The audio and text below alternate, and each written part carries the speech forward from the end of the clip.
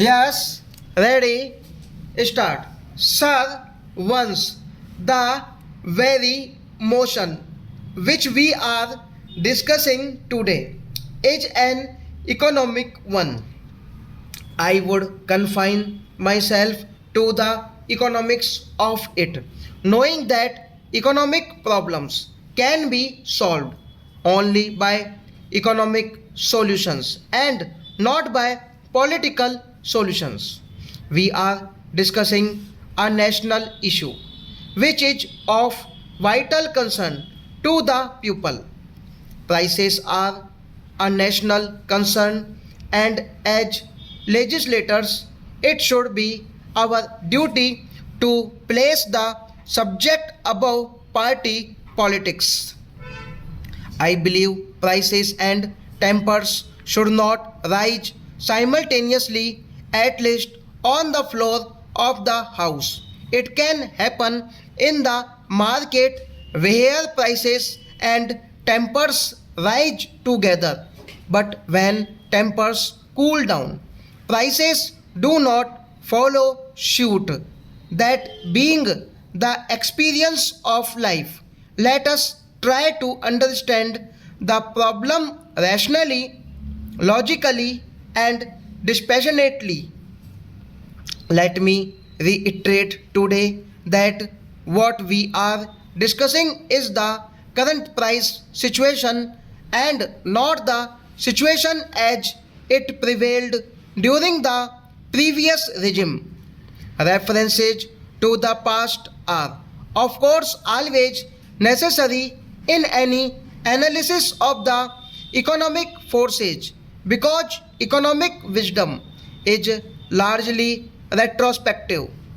But let us not be bogged down in mutual recrimination because we want this debate to generate more light than heat, and that I hope that is the desire of everyone participating in it. But that has not been the trend so far. When we discuss the trend in the current prices, we have to remember the positive indications. It is a fact that the annual rate of inflation in terms of the wholesale price index has come down progressively from 22% in January 1986 to 14% in the January 1997 and further to 10% in August 1997. I am afraid I have to give some figures because we have heard distorted figures and I would like to correct the position. In August last year, the wholesale price index had risen by 12% over that of the previous year. But on August this year, it rose only by 6%. Here, I am not understanding the fact that the rate of inflation in the country is still high and even downward percentage.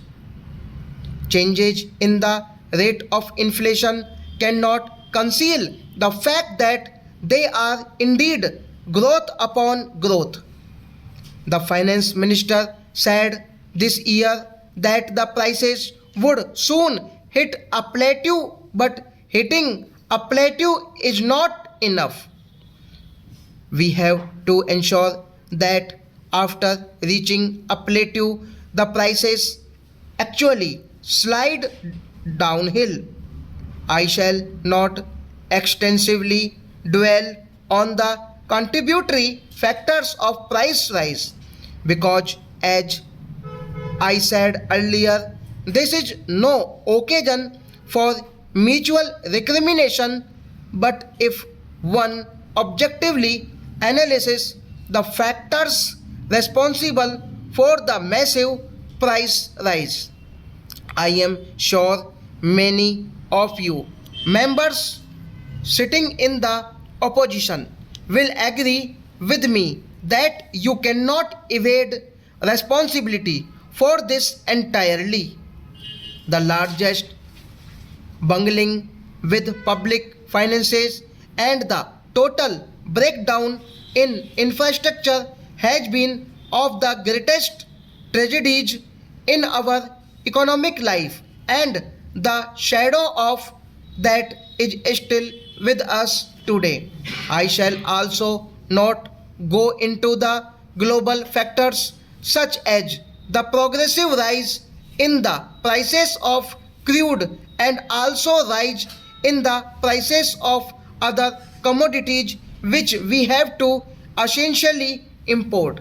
These are factors on which we have little control. However, we must consider the relative weightage of these factors on the general price rise.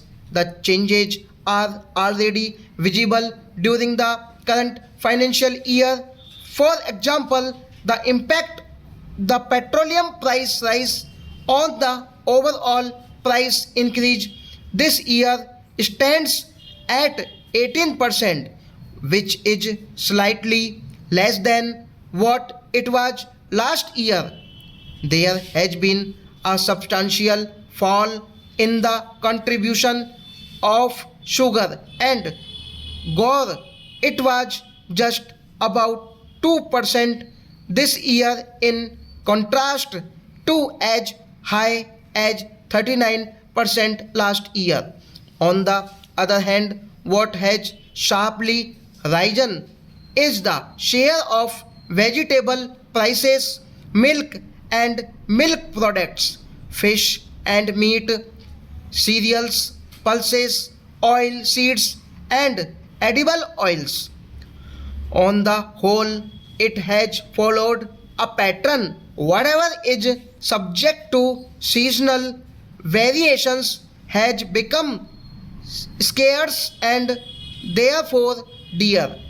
I am prepared to put it down to climatic factors to some extent, but at the same time, I must request the Honorable Finance Minister to enlighten us on this as to why there has been a failure in poultry and dairy sectors. Even butter today has disappeared. It is scarce in Delhi and in other cities too. We would like you to enlighten us as to why such a situation has arisen. There are other confusing issues. We are told by the Agriculture Ministry that there has been a good sugar cane crop this year. If that has been so, why are we importing 2 lakh tons of sugar this year? We are fortunate that the agriculture minister is sitting here. I would like him to enlighten us on this point. I hope that finance minister will bridge this small information gap. Let me go to the main strategies that are being applied by the government. Stop.